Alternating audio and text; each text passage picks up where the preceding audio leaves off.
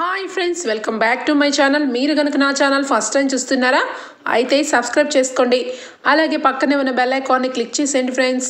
ఈరోజు ఎపిసోడ్ అయితే సూపర్గా అదిరిపోబోతుంది. ఎక్కడా స్కిప్ చేయకుండా మొత్తం చూసాను ఫ్రెండ్స్. అప్పుడే మీరు ఎంజాయ్ చేయగలుగుతారు. నచ్చినట్లయితే ఒక చిన్న లైక్ ఇచ్చి ఎంకరేజ్ చేసాను ఫ్రెండ్స్. ఇక ఎపిసోడ్లోకి అయితే వెళ్ళిపోదాం. ఈ ఎపిసోడ్ స్టార్ట్ అవగానే ఇక ఇందిరాదేవి సీతారామయ్యతో మాట్లాడుతూ, బావా నేను వంట చేయడానికి వెళ్తున్నాను అని చెప్పి వంటగదిలోకి వెళ్తూ ఉంటుంది.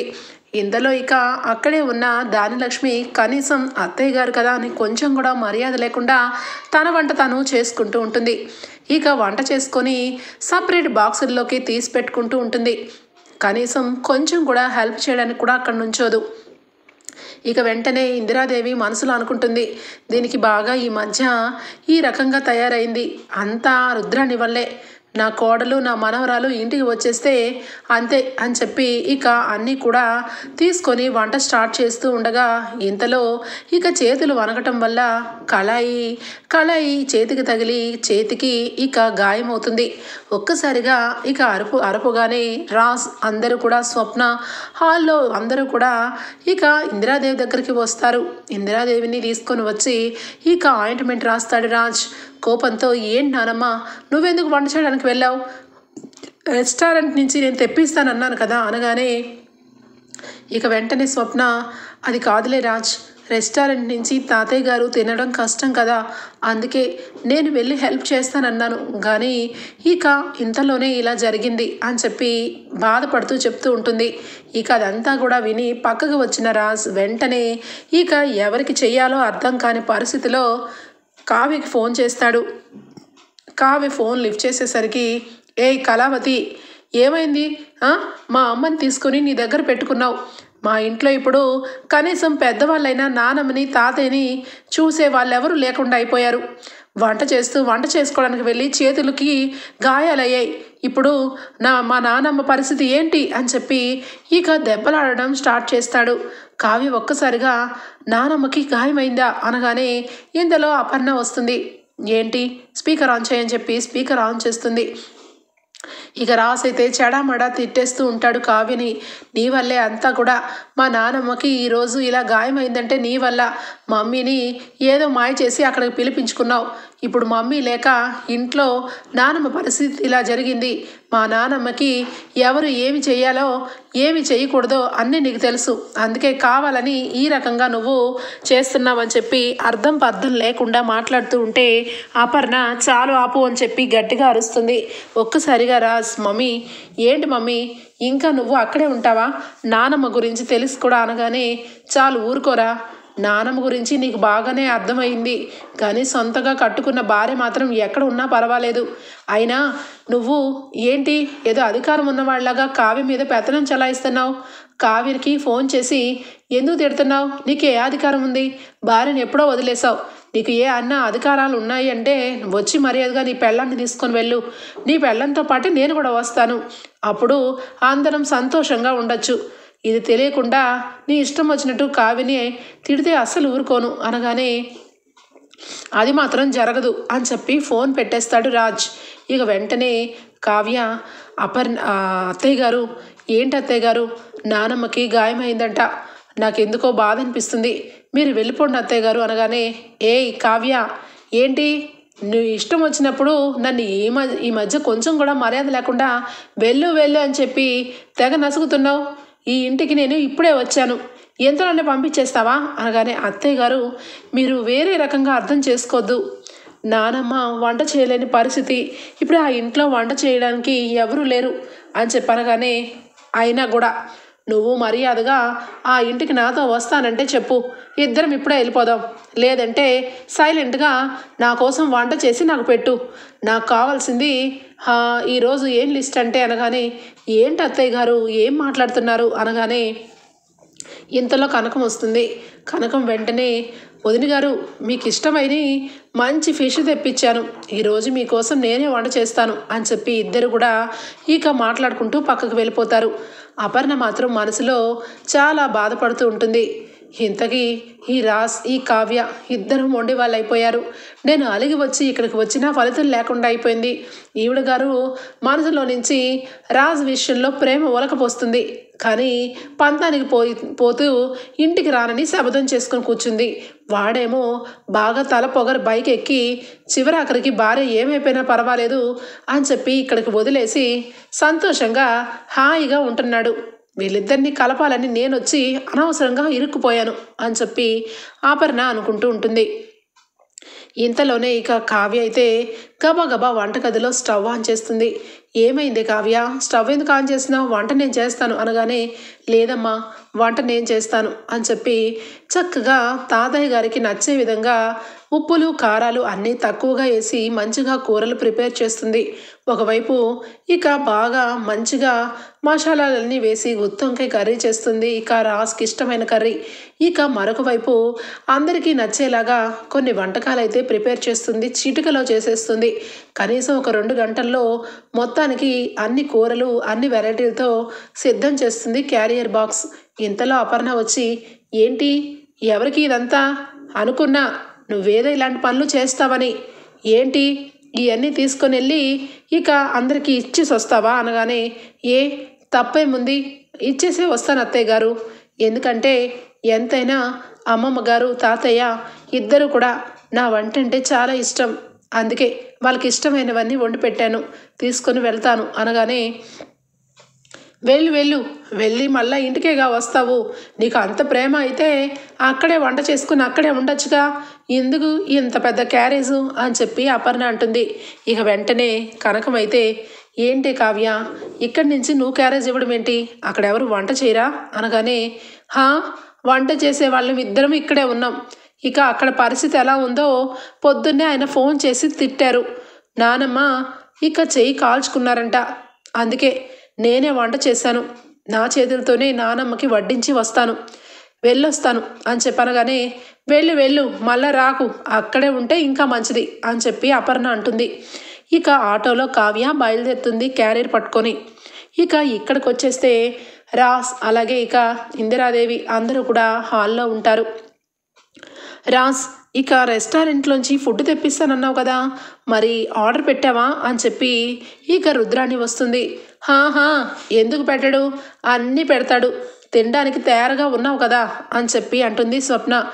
స్వప్న ఏం మాట్లాడుతున్నావు అనగానే, నువ్వు రెస్టారెంట్లో తింటావేమో, నేనైతే రెస్టారెంట్లో తినను, నేను కడుపుతో ఉన్నాను కాబట్టి నాకు అన్నీ ఇంట్లోనే కావాలి.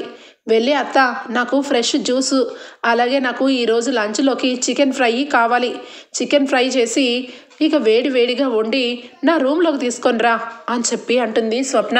ఆ మాటలకి రుద్రాణి, ఈ రోజుకి రెస్టారెంట్లోది సరిపెట్టుకో, కావాలంటే రేపటి నుండి చేస్తాను, నాకు కూడా ఓపిక ఏమీ లేదు, ఇంట్లో వెజిటబుల్స్ అన్నీ ఉన్నాయో లేవో కూడా తెలీదు అని చెప్పి అంటూ ఉండగానే, ఇంతలో ఇక రాజ్ ఒకవైపు ఇక సీతారామయ్య ఇక రుద్రాణి అందరూ కూడా ఆకలితో ఉంటారు. పైకి ఎవరు కూడా ఏమి మాట్లాడుకోలేకపోయినా లోపల మాత్రం ఇక కడుపుల్లో ఎలకలు పరిగెడుతూ ఉంటాయి. ఇక రాజ్ అటు ఇటు తిరుగుతూ, ఆర్డర్ పెట్టాను ఇంకా రాలేదేంటి, వీడు ఎక్కడ చచ్చాడో ఏంటో అని చెప్పి ఇక అనుకుంటూ లోపల నుంచి బయటికి వస్తూ ఉంటాడు. ఇంతలోనే ఇక కావ్య డోర్ దగ్గర కాలింగ్ బెల్ దగ్గర ఇక డోర్ మోగుతూ ఉంటుంది. అమ్మయ్య వచ్చేసినట్టున్నాడు అని చెప్పి తీసేసరికి కావ్య డోర్లో నుంచి బయటికి లోపలికి వస్తూ ఉంటుంది. చేతిలో పెద్ద క్యారియర్. కావ్యం చూసి, కళావతి ఏంటి నువ్వేంటి ఇక్కడ, అయినా మొత్తానికి ఉద్యోగం మానేసి నువ్వే జాయిన్ అయిపోయావా ఏంటి, ఏం కావాలో తీసుకొచ్చి ఇవ్వడానికి వచ్చావు అనగానే, నా కర్మ అది అంత కర్మ నాకేమీ పట్టలేదు, నేను ఈ ఇంటికి దేనికి వచ్చానో మీకు బాగా తెలుసు అనగానే సీతారామయ్య ఇందిరాదేవి ఇద్దరు కూడా ఇక చూస్తూ ఉంటారు. ఈ ఇంటికి నీకు ఏ సంబంధం లేదు, నువ్వు వండిన వంట తింటారని అనుకున్నావేమో, అస్సలు ఎట్టి పరిస్థితుల్లోనూ కుదరదంటే కుదరదు అని చెప్పి రాజ్ అనగానే, ఇక వెంటనే చాలు ఊరుకో, నీ గురించి ఎవరొచ్చారా, నేను అలాగే ఇక చిట్టి గురించి వచ్చింది నా మనవరాలు, నీతో బంధం గురించి మాకు అనవసరం రా, మీ ఇద్దరిది పర్సనల్ గొడవ, కానీ ఈ ఇంటికి మా మనవరాలే, ఈ ఇంటికి ఎప్పటికీ కూడా కోడలే, అమ్మ కావ్య, అక్కడే నుంచున్నావేంటమ్మా, లోపలికి రా అనగానే కరెక్ట్గా చెప్పారు తాతయ్య, నేను ఎప్పుడు మీ మనవరాల్ని అని చెప్పి క్యారియర్ తీసుకొని వస్తుంది. ఇక వెంటనే ఏంటమ్మా ఏంటి అనగానే, తాతయ్య అమ్మమ్మ మీరు కూర్చోండి, మీకోసం నేను వంట చేసుకొని తీసుకొని వచ్చాను అనగానే ఇంతలో స్వప్న, ఏమే కావ్య, నీ వంట తిని చాలా రోజులైందే, నిజానికి నీ చేత చాలాసార్లు తిన్న రుచి నాకు ఇంకా నా గుర్తుకొస్తూనే ఉంది. ఎందుకు పనికిరాని మా అత్త మాత్రం ఇంట్లోనే చచ్చింది, నువ్వు మాత్రం ఇంకా అమ్మ వాళ్ళ ఇంటికి వెళ్ళిపోయావు. సరేనే, అందరికీ ఆకలేస్తుంది, అందరికీ సర్వ్ చేసేస్తా నేను అనగానే, వద్దక్క నువ్వు కూడా కూర్చో, నేనే వడ్డిస్తాను అని చెప్పి అందరికీ ఇక డైనింగ్ టేబుల్ మీద అన్నీ కూడా వంటకాలన్నీ తీస్తూ ఉంటే వాసన ఇక మొత్తం ఇక స్ప్రెడ్ అయిపోతుంది. ఒక్కసారిగా రాజ్కి ఆకలి మీద ఆకలి పెరుగుతుంటుంది. ఈడేంటి చివరి ఆఖరికి ఈడు ఎక్కడికి వెళ్ళి చచ్చాడు, పూర్తిగా పెట్టి గంట అవుతుంది, గంట అయినా కూడా ఇంకా రాలేదు, ఈ లోపల నాకు ఆకలేస్తుంది అని చెప్పి ఇక అటు ఇటు తిరుగుతూ ఉంటే, మీరేమీ దిక్కులు చూడవసరం లేదు, మీరు కూడా వచ్చి కూర్చోండి, మీకు కూడా భోజనం వడ్డిస్తాను అనగానే, హలో కళావతి, నువ్వు చేసిన కూరలు తినకుండా ఉంటేనే నాకు హాయిగా ఉంటుంది, నువ్వు చేసిన వంట నాకు ఇష్టం లేదు, నువ్వు తెచ్చిన వంటలు తిన అని చెప్పి స్టైల్గా పక్కకి వెళ్ళి కూర్చుంటాడు సోఫాలో.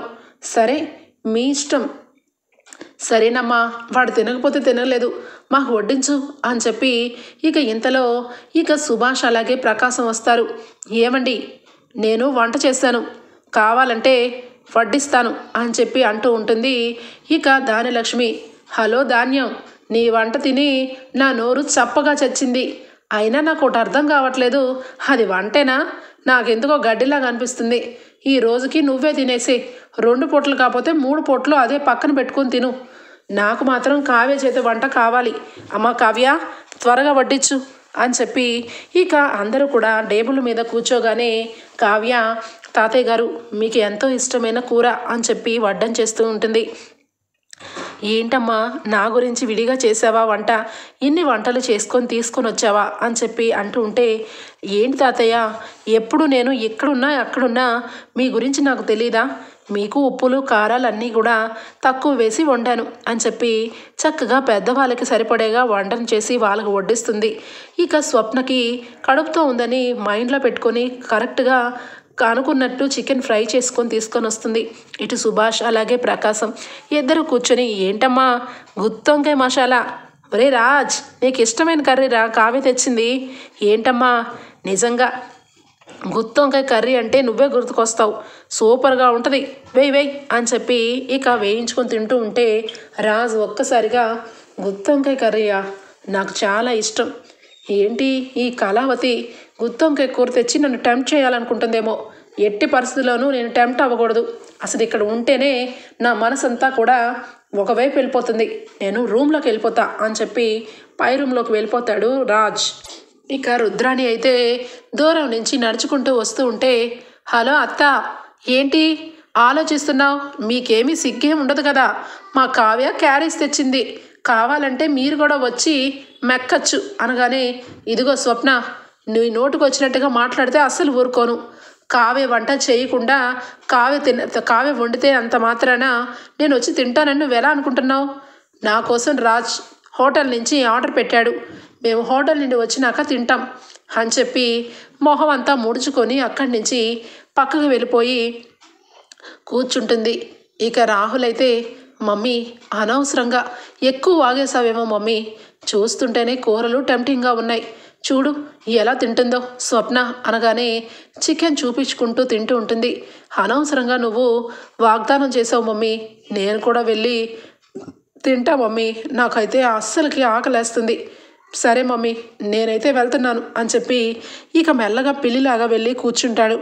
కరెక్ట్గా ఆలోచించావు రాహుల్, నిజానికి నీ మనసులో లేనిపోని ఆలోచనలన్నీ కల్పించేది మా అత్తయ్య, తిను నీకు కూడా ఇష్టం కదా అని చెప్పి ప్లేట్లో అన్నీ వేస్తూ ఉంటే, హాహా అని చెప్పి కొంచెం కూడా సిగ్గు లేకుండా రాహుల్ అయితే తింటూ ఉంటాడు. మొత్తానికి అందరూ కూడా సంతోషంగా కావ్య చేత వంట తిని ఆనందంగా లెగుస్తారు. ఇక ఉన్నవన్నీ కూడా సర్దిస్తుంది కావ్య. అమ్మ కావ్య, నువ్వు తిన్నావా, నువ్వు కూడా తినమ్మా అని చెప్పి ఇందిరాదేవి అంటూ ఉంటే, లేదు తాతయ్య తింటాను, కాకపోతే మీకోసం తెచ్చాను కదా అనగానే, అయితే నువ్వు కూడా తినేసి ఉన్నవి సర్దేసి ఇక్కడ లోపల పెట్టేయమ్మా, ఎందుకంటే కొంతమంది చాలా వరకు హోటల్ ఫుడ్ కోసమే ఎదురు చూస్తున్నారు, వాళ్ళొచ్చి ఆ హోటల్ వాళ్ళు వీళ్ళకి మంచిగా పెడతారు, వీళ్ళు మంచిగా తింటారు అని చెప్పి ఇందిరాదేవి అలాగే సీతారామయ్య అక్కడి నుంచి లేచి పక్కకు వెళ్ళిపోతారు. కావ్య అయితే అన్నీ కూడా సర్దుకుంటుంది. ఇంతలో అక్కడికి స్విగ్గీ నుంచి ఆర్డర్ మేడం ఆర్డర్ అని చెప్పి అనగానే, ఒక్క నిమిషం అని చెప్పి వెళ్ళి తీసుకోబోతుంటే వెంటనే రాజు వచ్చి, ఆగు, ఇవన్నీ కూడా మా కోసం, ఇవి నువ్వు తీసుకొని అవసరం లేదు, ఇటు ఏంటి ఇంత లేటుగా వచ్చావు అనగానే, అది సార్ చాలా ట్రాఫిక్గా ఉంది, మీరు చెప్పిన వెరైటీస్ కూడా బోల్డ్ అన్నీ, అవన్నీ ఫ్రెష్గా చేసి తీసుకురావాలంటే కొంచెం టైం పట్టింది కదా సార్, అర్థం చేసుకోండి అని చెప్పి అక్కడి నుంచి వెళ్ళిపోతాడు. వెంటనే అవి తీసుకొని రాజ్, గుత్తొంకాయ అయితే ఏంటి తొక్కలోది, ఎంతకండనా రెస్టారెంట్లో సూపర్ డూపర్గా వంటలు ఉంటాయి అని చెప్పి అన్నీ కూడా బౌల్లో వేసుకొని, అత్త రా, అది డాడీ బాబాయ్ అందరూ కూడా రండి అనగానే, ఒరే రాజ్ నువ్వు తినేసి మిగతావి రాత్రి కోసం పక్కకు పెట్టుకోరా, మేమైతే సృష్టిగా తిన్నాం, కావ్య చేతి భోజనం అదిరిపోయింది, నువ్వు అలాగే మీ అత్త ఇద్దరు కలిసి తినండా అని చెప్పి వెళ్ళిపోతారు వాళ్ళు కూడా. సరే సరే ఏమైంది, హోటల్ ఫుడ్ అయినా అలవాట్లేదు కదా, ఎలా తింటారు ఈయన అని చెప్పి మనసులో అనుకుంటూ ఉంటుంది కావ్య. వెంటనే రాజ్ ఫోజుగా కొట్టి ప్లేట్ పెట్టుకొని నోట్లో పెట్టుకోపోతాడు. అవి రాజ్కి అస్సలు ఎక్కవు. చూసేసరికి ఒక రకంగా కలర్గా ఉండి ఒక రకంగా అనిపించేసరికి రాజ్ నోట్లో పెట్టగానే ఉడకని కూరలు, ఫుల్ ఆయిల్తో ఫ్రై చేసిన వంటకాలు రాజ్కి అస్సలు సహించవు. పైకి ఏదో ఫోజ్ కొడుతూ నోట్లో పెట్టుకుంటూ ఉంటాడు. రుద్రాణి అయితే ఆవురావురమంటూ ప్లేట్లో ఉన్నదంతా కూడా లాగించేస్తుంది. రాజు అయితే కావ్య ఉందని ఏదో రకంగా కొంచెం తినేసి పక్కన పెట్టేస్తాడు.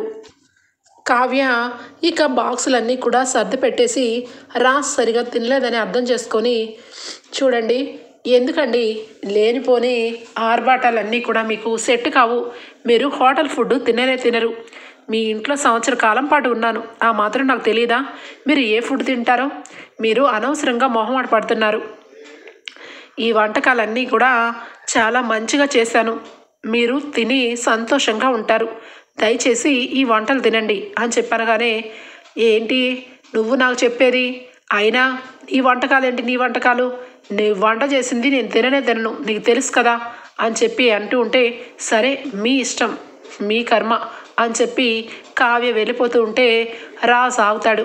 ఆగు అనగానే అందరూ కూడా, ఏంటి నా మనవడిలో మార్పు వచ్చినట్టుంది, నా మనవరాల్ని వెళ్ళొద్దని అంటాడేమోనండి అని చెప్పి ఇందిరాదేవి సీతారామయ్య గోడచాటుగా ఉండి చూస్తూ ఉంటారు. ఏంటి అనగానే, ఒక్క నిమిషం అని చెప్పి డబ్బులు చేతిలో పెడతాడు రాజ్.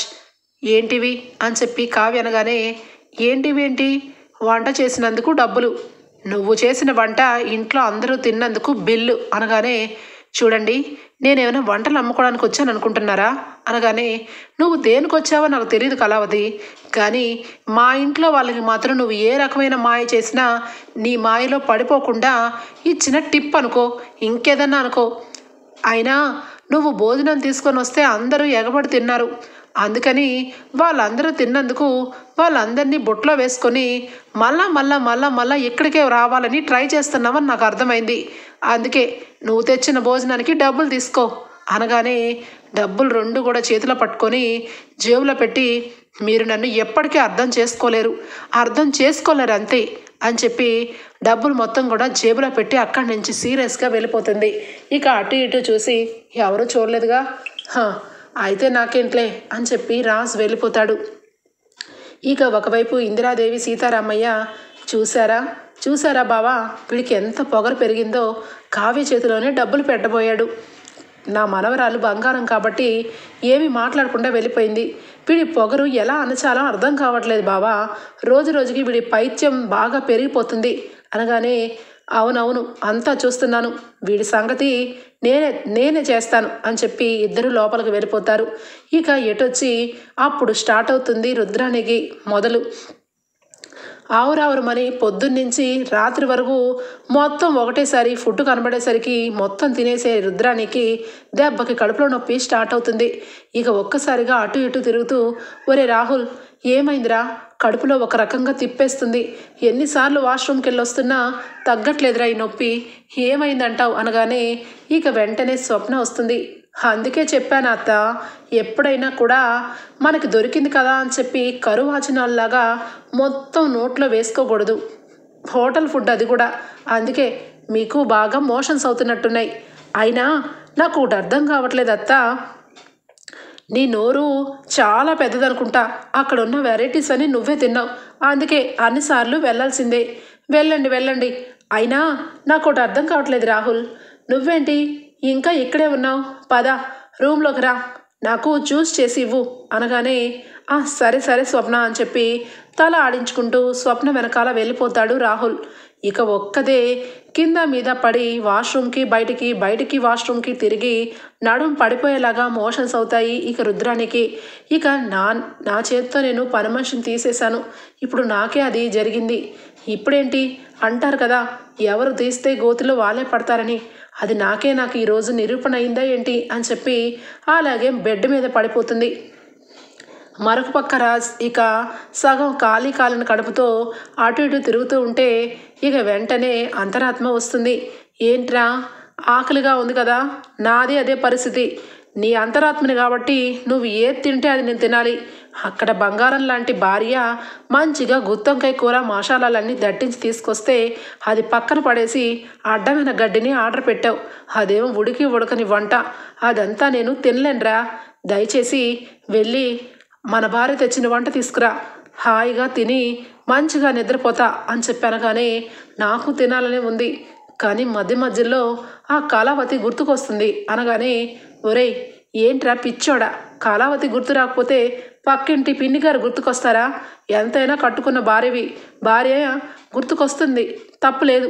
వెళ్ళి భోజనం తీసుకురా, చక్కగా తిందాం అనగానే, నాకు తీసుకురావాలనే ఉందిరా, కానీ ఎవరైనా ఉంటారేమో అనగానే ఎవ్వరూ లేరు. ఆ చుట్టుపక్కల మొత్తం నేను చూసా. అందరూ ఎవరి రూమ్లో వాళ్ళు ఉన్నారు. ఇదే మంచి టైం. వెళ్ళి భోజనం తీసుకొని వచ్చి హ్యాపీగా రూమ్లో మొత్తం తినేసే.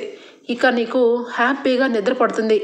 నేను కూడా ప్రశాంతంగా పడుకుంటానురా, ప్లీజ్ రా అనగానే ఆగాగు వెళ్తున్నాను అని చెప్పి కావ్య తీసుకొచ్చిన భోజనం బాక్సుల దగ్గర అన్నీ సర్ది పెట్టుకుంటూ, ఆహా ఎంత బాగుంది కూర, చూడటానికి ఇలా ఉంది, తింటే ఇంకెంత స్వర్గమే కనిపిస్తుంది అని చెప్పి అన్నీ కొంచెం వడ్డించుకొని మెల్లగా ఇక స్టెప్స్ మీదకి వెళ్తూ ఉంటాడు.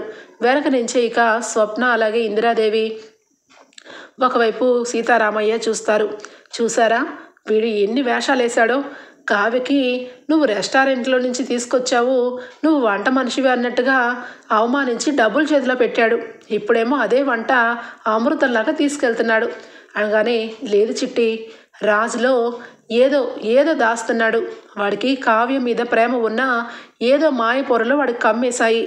ఆ పొరలు అని వీడితే తప్పించి వాడిలో అసలు రాజు బయటకు రాడు. సరే దొంగ వెధవ, తిన్ని మనం చూస్తే మళ్ళా ఫోజు కొడతాడు అని చెప్పి వెనక్కి వచ్చేస్తారు. ఇక రాజు అయితే ఒక రేంజ్లో కుమ్మేస్తాడు ఇక భోజనాన్ని. ఇక తినేసి ఇక మనసులో వెంటనే అమ్మయ్య ఆవలింతలు వస్తున్నాయి, హ్యాపీగా నిద్రపోవాలి. మళ్ళా రాత్రి అయితే ఇక డాడీ బాబాయ్ ఇద్దరు దరువుల మీద దరువు, ఇద్దరు గురకలు పెట్టి చంపేస్తారు అని చెప్పి ఇక నిద్రపోతాడు రాజ్. ఇక రాజ్కి శృతి నుంచి ఫోన్ వస్తుంది. ఒక్కసారిగా శృతి ఏంటి ఈ టైంలో అని చెప్పి ఫోన్ లిఫ్ట్ చేయగానే, సార్ నేను శృతిని అనగానే, చెప్పు మతిలేని శృతి, ఈ టైంలో ఎందుకు చేసావు అనగానే, సార్ మీకు ఒక నిజం తెలియాలి, మీరు అనవసరంగా కావ్య మేడంని తప్పుగా అనుకుంటున్నారు. కావ్య మేడం వేసిన డిజైన్స్ మీరు తీసుకొని మీరే అందరి ముందు గెలిచారు. అయినా కూడా కావ్య మేడం ఏమీ అనకుండా అలానే వెళ్ళిపోయారు.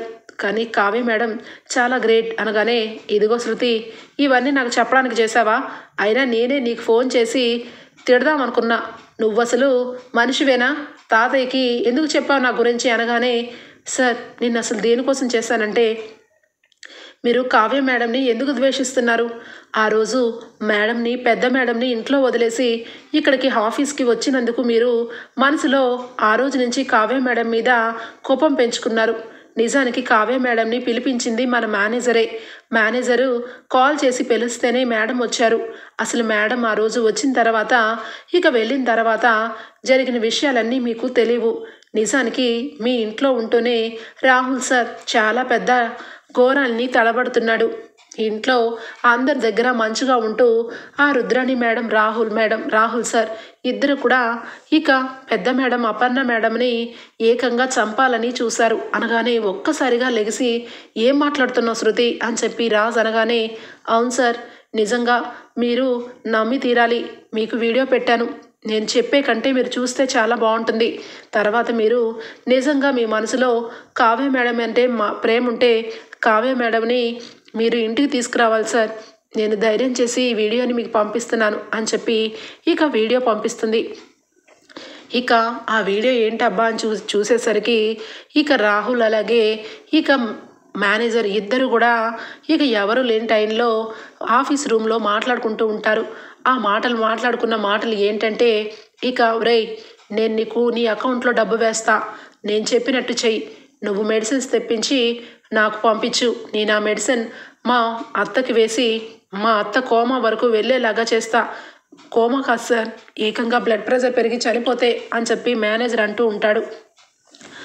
పోతుంది, దరిద్రం వదిలిపోతుంది. అప్పుడు కనుక రాజ్ పిచ్చివాడైపోయి ఇక ఈ ఆఫీస్కి ఇక ఎకనాకం పెట్టేసి ఇంట్లోనే ఉండిపోతాడు. కావి కూడా ఎంతైనా మా అత్త అంటే ప్రేమ కాబట్టి కావి కూడా ఆఫీస్కి రాదు. ఇద్దరు కలిపి ఇంట్లో ఏడుస్తూ ఉంటారు. పెత్తనం నాదవుతుంది. నీకప్పుడు మేనేజర్ ఇంకాస్త ఇంక్రిమెంట్స్ అయి పెంచి నిన్ను ఒక రేంజ్లో మారుస్తాను. అందుకే కావికి ఫోన్ చెయ్యి, రాజు వాళ్ళందరూ గుడికి వెళ్ళారు అని చెప్పి ఇక మాట్లాడుతున్న మాటలు చూసి రాజ్కి చాలా కోపం వస్తుంది. ఒక్కసారిగా ఫోన్ తీసుకొని సీరియస్గా రాహుల్ ఎక్కడున్నాడా అని చెప్పి వెళ్ళగానే స్వప్న రాహుల్ విషయంలో సీరియస్గా వార్నింగ్ ఇస్తూ ఉంటుంది.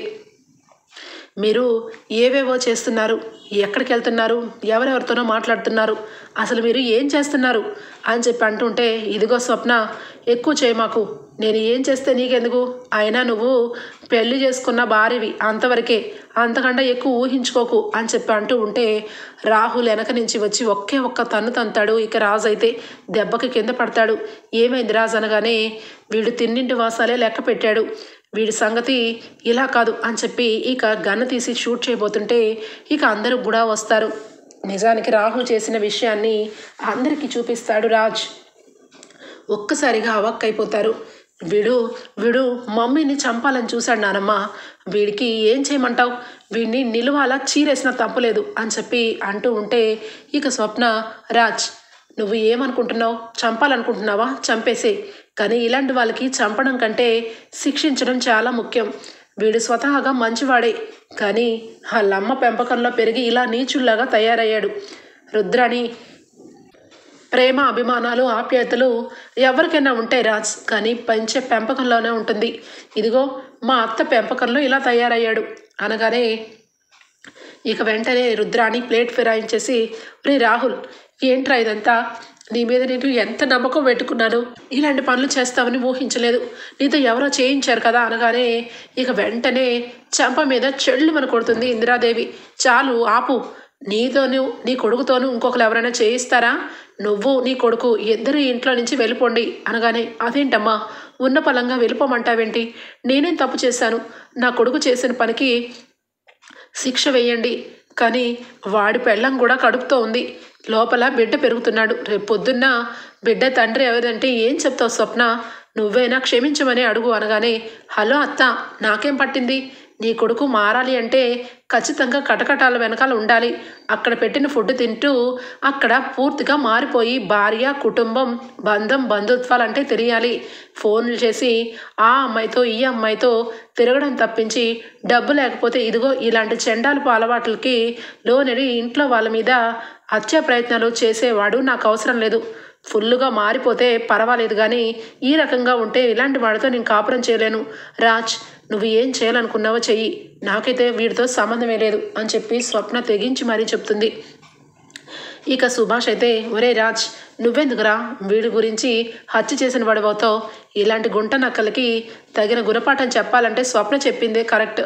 పోలీస్ స్టేషన్కి ఫోన్ చేశా, వచ్చి ఎప్పుడొచ్చి తీసుకొని వెళ్ళి అరెస్ట్ చేస్తారు, అందులో కూర్చొని లెక్క పెట్టుకోరా కటకటాలు అని చెప్పి ఇక సుభాష్ అంటాడు. మొత్తానికైతే రాహుల్ని పోలీస్ స్టేషన్కి అప్పచెప్తారు దుగ్గిరాల కుటుంబం. రాబోయే ఎపిసోడ్స్లో ఈ విధంగానే జరగబోతుంది. మీకు గనక నచ్చినట్లయితే ఒక లైక్ ఇచ్చేయండి ఫ్రెండ్స్.